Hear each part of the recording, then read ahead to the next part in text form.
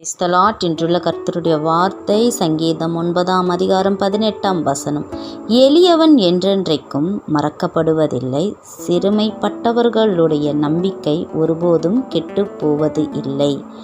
பிரியமான தேவ பிள்ளைகளே, சிறியவர்களுடைய நம்பிக்கை ஒருபோதும் கெட்டு போகிறதில்லை. ஏனென்றால் அவர்கள் தேவனை நம்பி இருக்கிறார்கள்.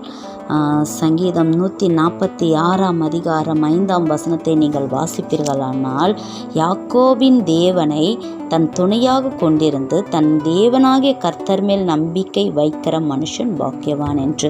கர்த்தர் உங்கள் நம்பிக்கையாக இருக்கும் பொழுது நீங்கள் பாக்கியவான்களாக இருப்பீர்கள். அது மாத்திரமல்ல, ஏசாயா 49:13 கர்த்தர் தம்முடைய ஜனத்துக்கு ஆறுதல் செய்தார், சிறுமைப்பட்டிருக்கிற தம்முடையவர்களின் மேல் இரக்கமாயிருப்பார். தேவன் இரக்கமுள்ளவர், உங்களை ஆசீர்வதிப்பார். கர்த்தர் உங்களோடு இருப்பார். ஆமென். God bless you.